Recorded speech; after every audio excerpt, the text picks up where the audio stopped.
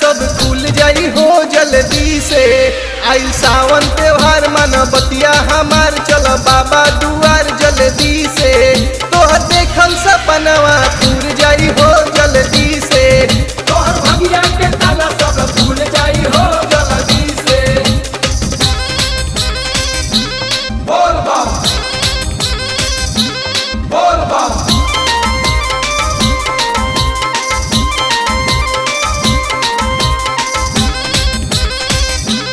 बोल बम।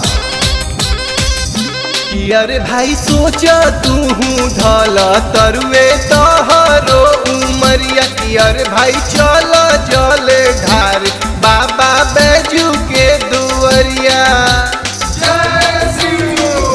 कि अरे भाई सोच तू ढल तरुए तोहरो उमरिया।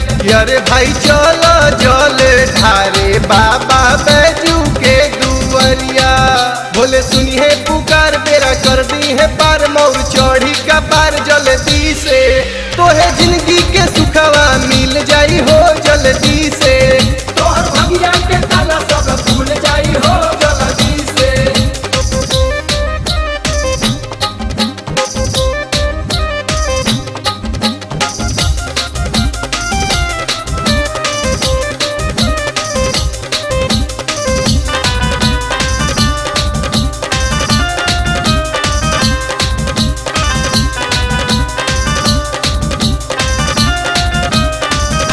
कि अरे भाई गेरुआ रंग पोशाक किन ली जाई के बजरिया। कि अरे भाई नाग नागिन घंटा से सजाई के कांवरिया।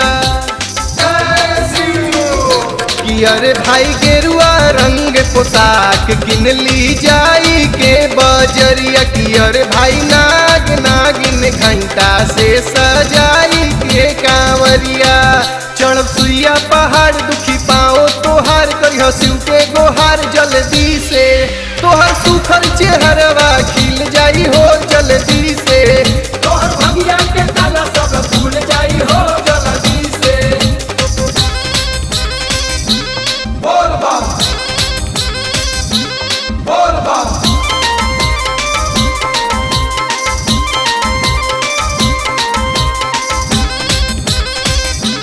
बोल बम। कि अरे भाई बड़ा कठिन बाटे भोले बाबा के डगरिया। कि अरे भाई तो निशानी सहल पैब सुंदर में हरिया। कि अरे भाई बड़ा कठिन बाटे भोले बाबा के डगरिया। कि अरे भाई तो निशानी सहल पैब सुंदर में हरिया।